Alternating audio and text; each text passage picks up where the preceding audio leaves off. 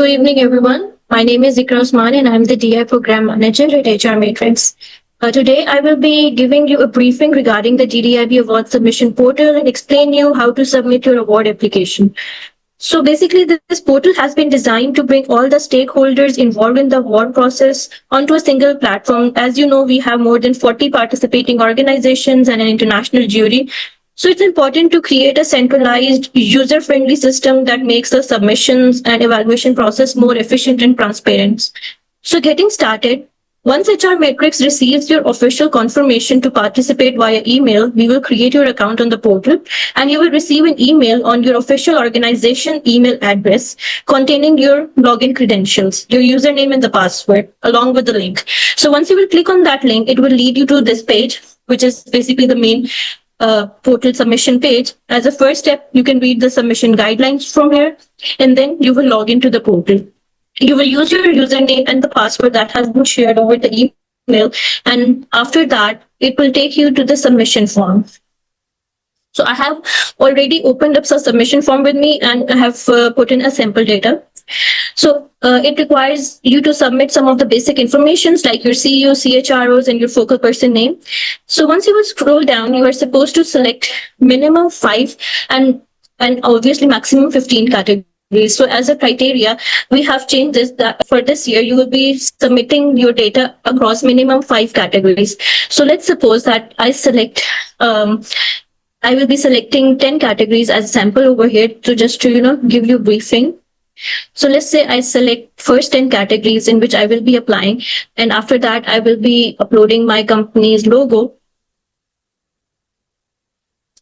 and then I will submit the registration process.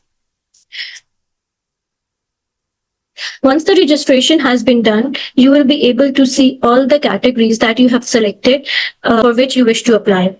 So as a first step, let's say I'm going to go for the category number 1. Over here, you will be able to see the 3 levels in which the awards are applicable. The first one is the best practice, progressive, and proactive. Depending on your internal assessment, you will decide the level. And let's say that you apply in the best practice level. You will select on this, you will click on this button where you will fill the form, and it will lead you to this page where it will describe that what actual action is required and what are the expectations from your organizations related to this benchmark. You will also be seeing a minimum criteria level as an instruction over here, which says that you need to comply to 75% of the benchmarks. So in the first category, as you know, there are total 6 benchmarks. So as a 75% criteria, you need to apply to minimum 5 benchmarks. Going onward, you will be submitting a narrative of about 300 words, and as I had explained in his briefing, that you will be uploading a maximum 3 evidences.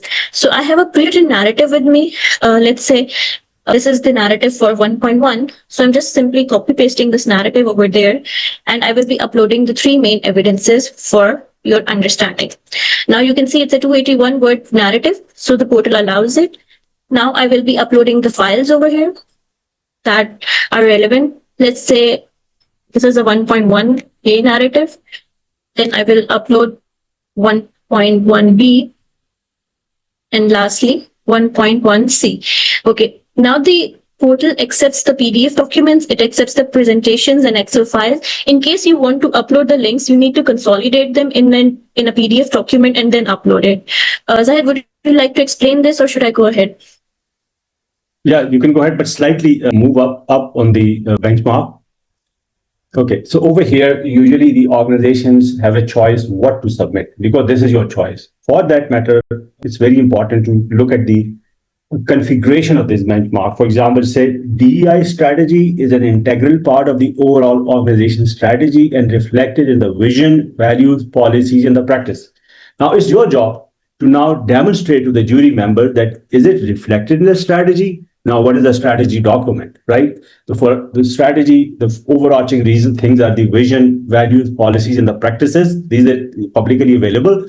And this could be part of your website, could be part of your annual report, anything which can be verified. You basically present it And it also talks about the policies and the practices. Keep in mind, now the statement is not just vision and the value, the policies and the practices. What are your D&I policies?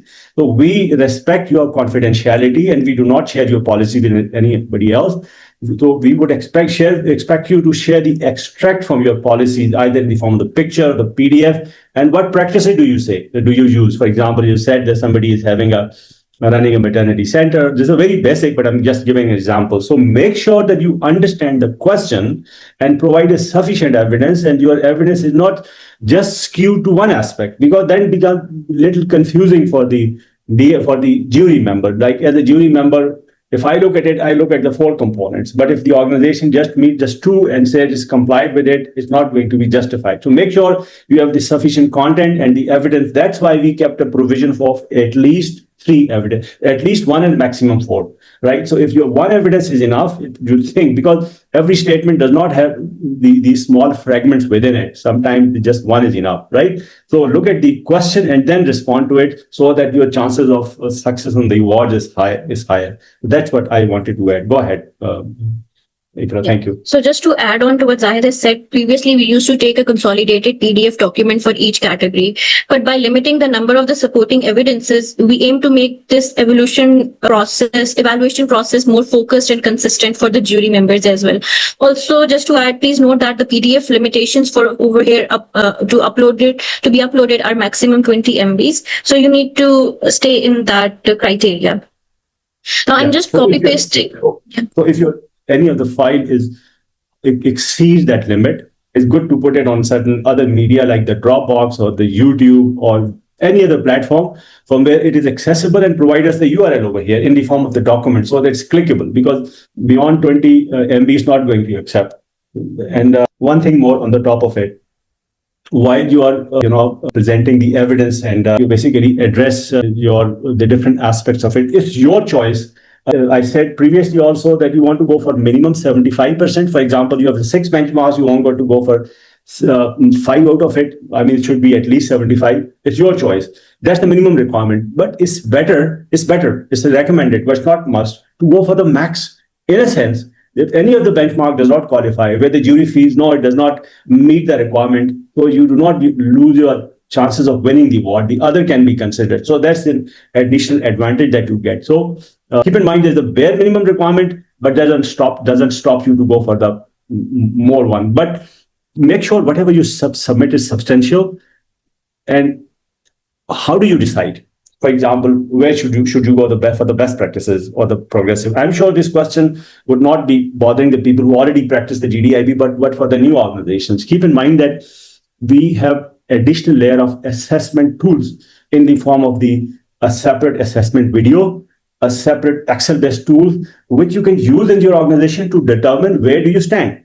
Because this is a kind of race. It's a contest. You get into it. Prior to that, you have your narrative, your ready. You should have known what category you want to apply, what's the level of maturity over in each category, so that you can determine with the help of an additional access-based assessment tool, Excel-based tool that you can obtain from ICRA or the Sadia, and they're going to help you in this process, right? Thank you. Go ahead, please.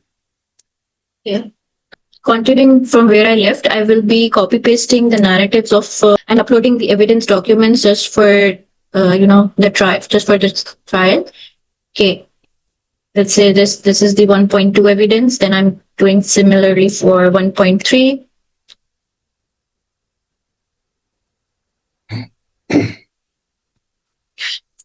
Uploading the evidence for 1.3, 1.4.